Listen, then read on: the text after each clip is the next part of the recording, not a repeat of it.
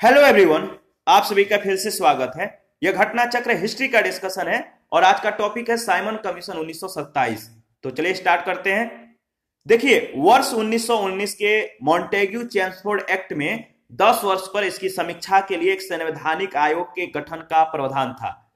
आयोग को यह देखना था कि अधिनियम व्यवहार में कहां तक सफल रहा तथा उत्तरदायी शासन के दिशा में कहां तक प्रगति करने की स्थिति में है।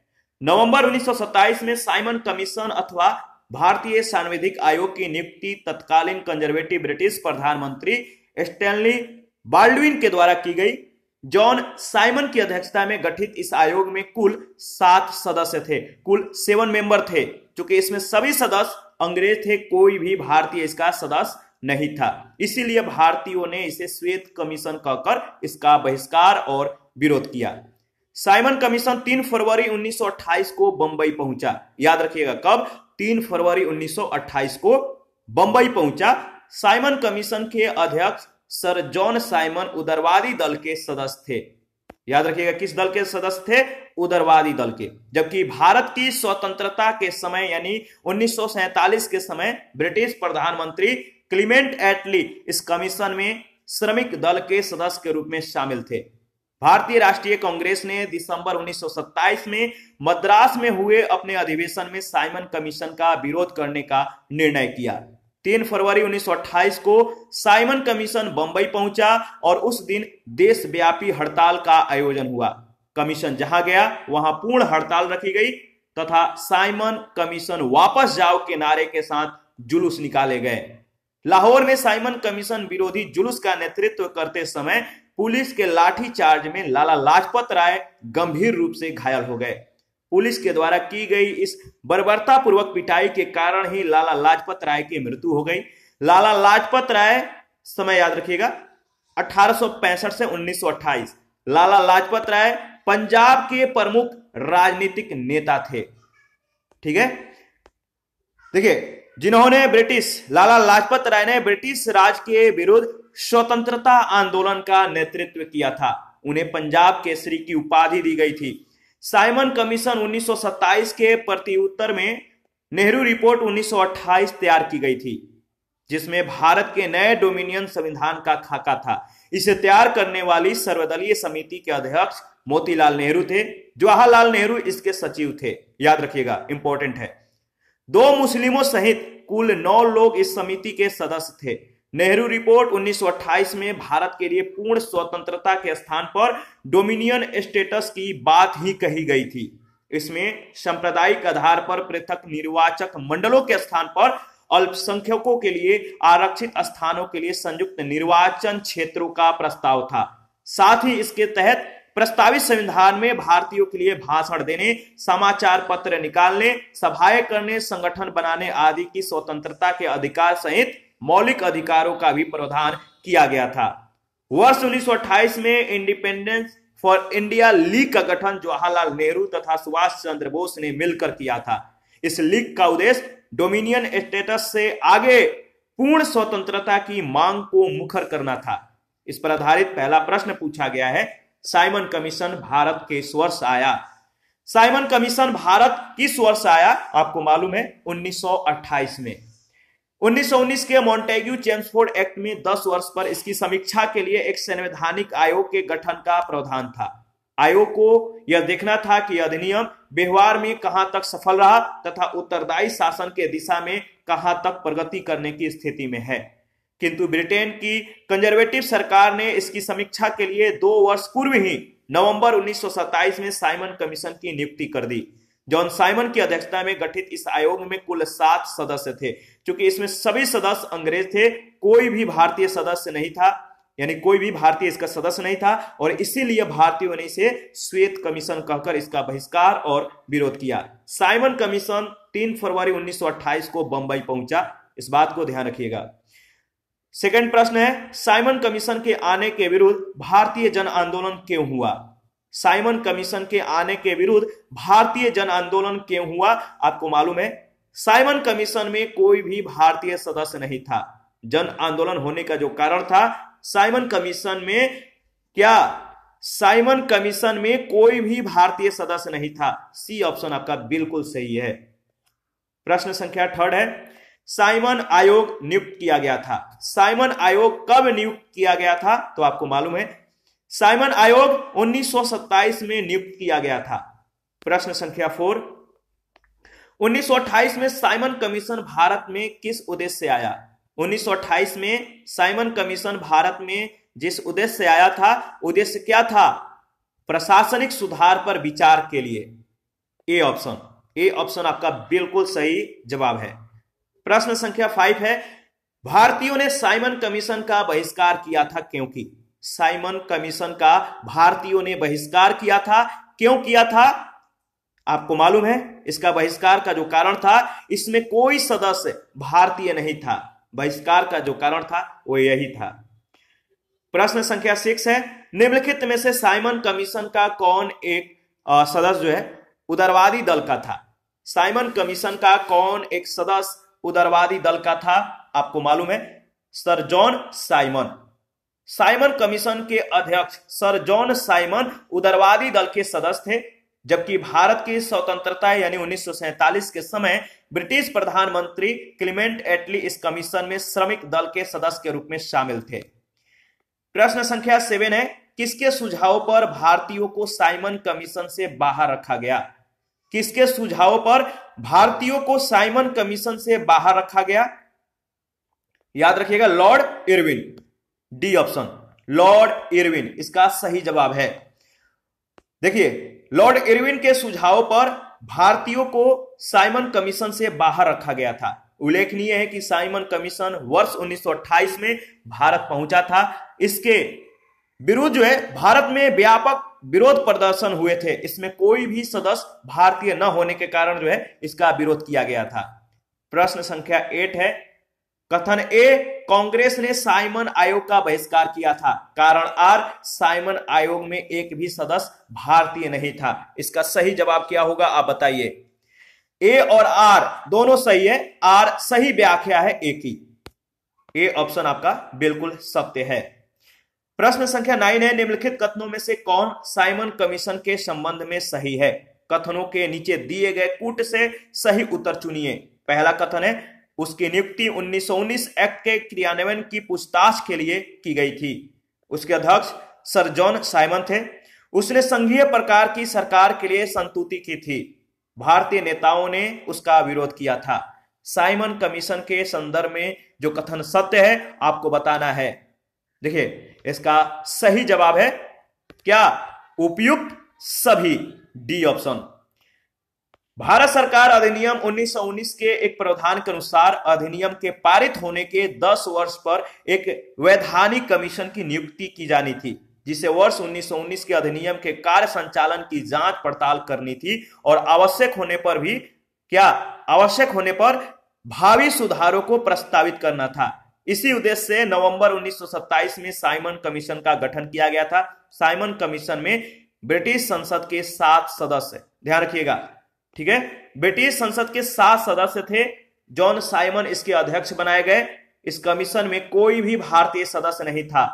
भारतीय नेताओं के द्वारा इसके विरोध का निर्णय लिया गया। साइमन आयोग का प्रस्ताव था कि केंद्रीय विधानमंडल को पुनर्गठित किया जाए, जिसमें एक इकाई की भावना को छोड़कर संघीय भावना हो और इसके सदस्य परोक्ष पद्धति से प्रांतीय विधानमंडलों के द्वारा चुने जाएं।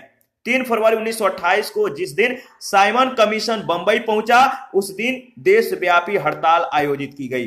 कमीशन जहां भी गए, ये जो कमीशन है जहां भी गया वहां पर पूर्ण हड़ताल रखी गई और साइमन वापस जाओ के नारे के साथ जुलूस निकाले गए।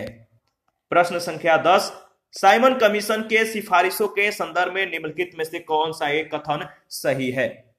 साइमन कमीशन के सिफारिश के संदर्भ में कौन सा कथन जो है सही है आपको बताना है। देखिए, सही कथन है ए ऑप्शन। इसने प्रांतों में द्वैध शासन को उत्तरदायी सरकार के द्वारा प्रतिस्थापित करने की संतुति की, यानी ए ऑप्शन आपका बिल्कुल सही है। प्रश्नगत विकल्पों में साइमन कमीशन ने प्रांतीय क्षेत्र में द्वैध शासन को प्रतिस्थापित कर वहां उत्तरदायी सरकार गठित करने की संतुति की थी।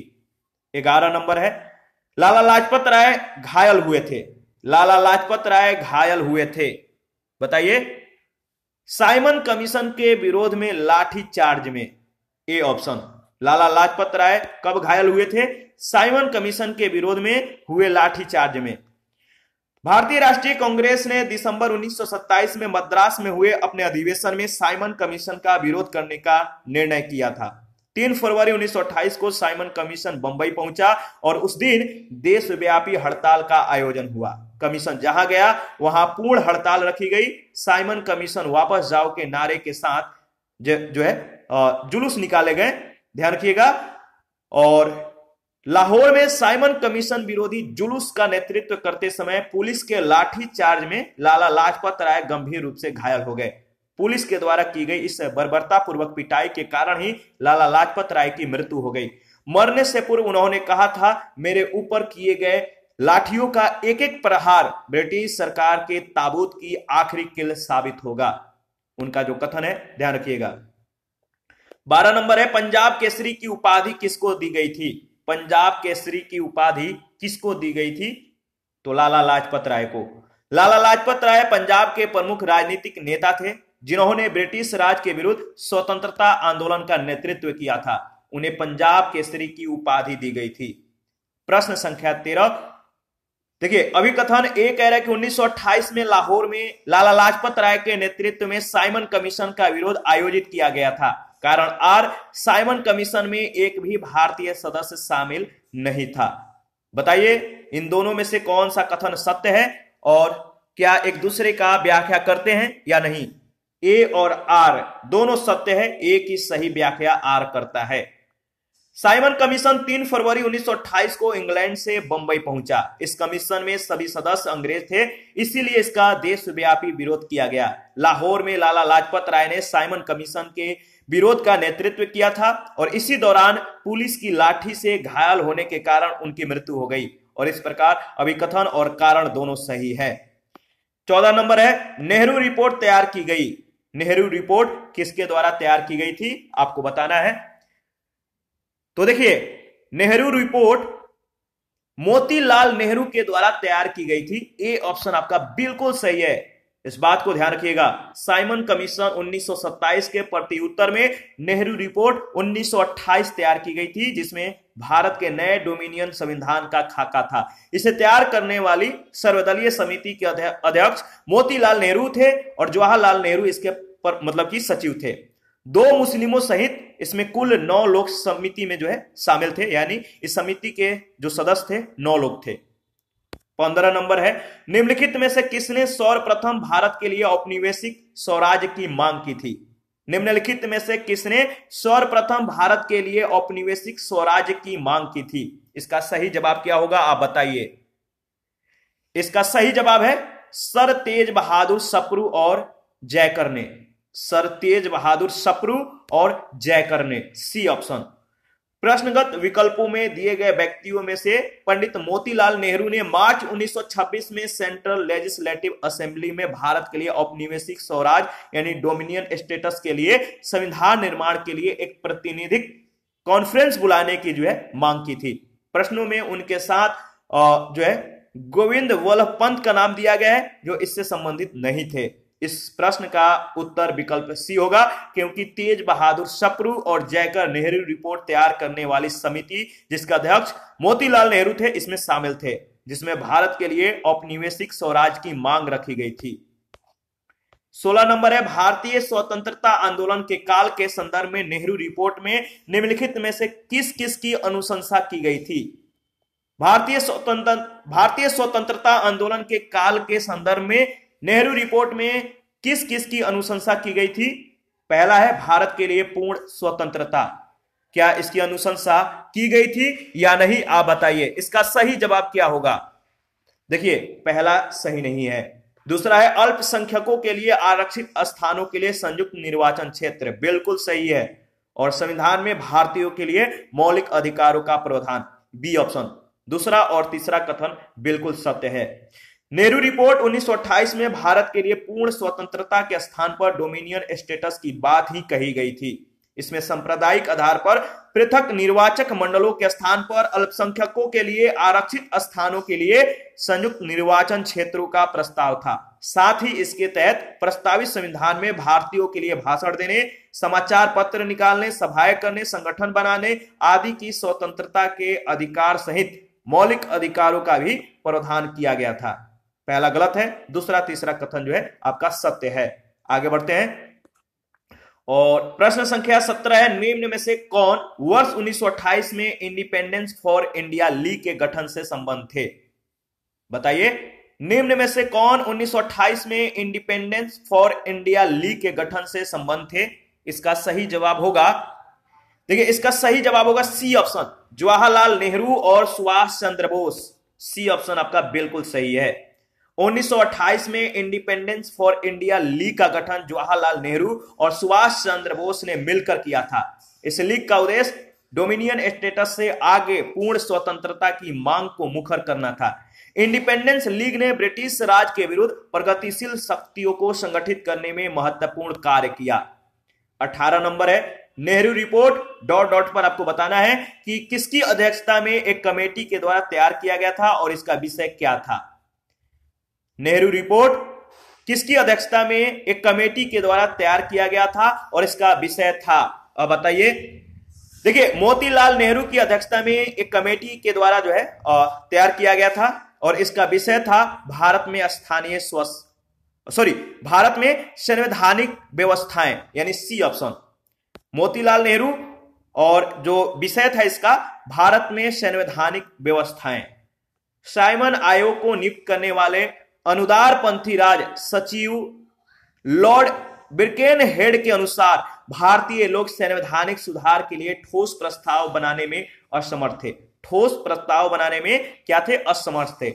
उन्होंने कहा कि भारतीय ऐसा संविधान बनाने में असमर्थ है जिसको सभी भारतीयों का व्यापक राजनीतिक समर्थन प्राप्त हो। इस चुनौती को भारतीयों के द्वारा स्वीकार किया गया और एक योजना को अंतिम रूप देने के लिए फरवरी, मई और अगस्त 1928 में सर्वदलीय अधिवेशन आयोजित किए गए।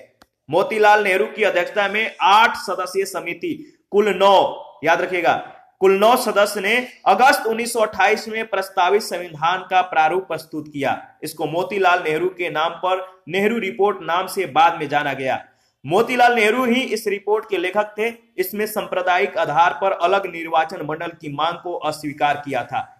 इस रिपोर्ट में डोमिनियन स्टेटस की मांग की गई थी। इसके अतिरिक्त अन्य सिफारिशें की गई थी, जैसे सब वयस्कों के लिए मताधिकार, महिलाओं के लिए समान अधिकार, यूनियन यानी संगठन बनाने की स्वतंत्रता और धर्म का हर प्रकार से राष्ट्र से पृथक्करण। प्रश्न संख्या 19 है, मुस्लिम लीग के निम्नलिखित में से किस अधिवेशन में M.A. जिन्ना यानी मोहम्मद अली जिन्ना ने अपना 14 सूत्रीय प्रस्ताव रखा था? मुस्लिम लीग के निम्नलिखित में से किस अधिवेशन में मोहम्मद अली जिन्ना ने अपना 14 सूत्रीय प्रस्ताव रखा था? तो याद रखिएगा 1929। 28 मार्च 1929 को दिल्ली में मुस्लिम लीग का अधिवेशन हुआ, जिसमें जिन्ना ने नेहरू रिपोर्ट 1928 के विरोध स्वरूप 14 सूत्रीय प्रस्ताव रखा था। नेहरू रिपोर्ट में संयुक्त रूप से चुनाव लड़ने की बात कही गई थी, जबकि इसमें चुनाव क्षेत्र की मांग की गई थी। प्रश्न संख्या 20 है, कांग्रेस दल की उग्र शाखा ने, जिसके एक प्रमुख नेता जवाहरलाल नेहरू थे, इंडिपेंडेंस फॉर इंडिया लीग की स्थापना की। वह लीग किसके विरोध में स्थापित हुई थी? कांग्रेस दल की उग्र शाखा ने, जिसके एक प्रमुख नेता जवाहरलाल नेहरू थे, इंडिपेंडेंस फॉर इंडिया लीग की स्थापना की। वह लीग किसके विरोध में स्थापित हुई थी? याद रखिएगा, नेहरू रिपोर्ट के विरोध में। जवाहरलाल नेहरू हैं, इनके नेतृत्व में युवा और उग्रवादी राष्ट्रवादियों ने नेहरू रिपोर्ट पर आपत्ति रखी। ये पूर्ण स्वराज को तत्कालिक लक्ष्य था, ये जो पूर्ण स्वराज है इसके तत्कालिक लक्ष्य के रूप में रखने की मांग कर रहे थे, और जवाहरलाल नेहरू और सुभाष चंद्र बोस ने इंडिपेंडेंस फॉर इंडिया लीग के रूप में कांग्रेस के भीतर एक दबाव समूह का निर्माण किया। तो याद रखिएगा, जवाहरलाल नेहरू के नेतृत्व में युवा और उग्रवादी राष्ट्रवादियों ने नेहरू रिपोर्ट पर आपत्ति रखी, यानी आपत्ति जताई, और ये पूर्ण स्वराज को तत्कालिक लक्ष्य के रूप में रखने की मांग कर रहे थे। फलतः जवाहरलाल नेहरू और सुभाष चंद्र बोस ने इंडिपेंडेंस फॉर इंडिया लीग के रूप में कांग्रेस के भीतर एक दबाव समूह का निर्माण किया। इसके साथ आज का सेशन समाप्त करते हैं। नेक्स्ट सेशन में हम लोग कांग्रेस का लाहौर अधिवेशन पूर्ण स्वराज प्रस्ताव 1929 के बारे में डिस्कस करेंगे। आप अपना प्रतिक्रिया जरूर दीजिए, आपके प्रतिक्रियाओं का हमें बेसब्री से इंतजार रहता है। और जिन लोगों ने Telegram channel, Telegram quiz group, Facebook page, Instagram को ज्वाइन नहीं किया है, वीडियो के डिस्क्रिप्शन बॉक्स में उसका लिंक है, आप ज्वाइन कर सकते हैं। थैंक यू, मिलते हैं नेक्स्ट सेशन में।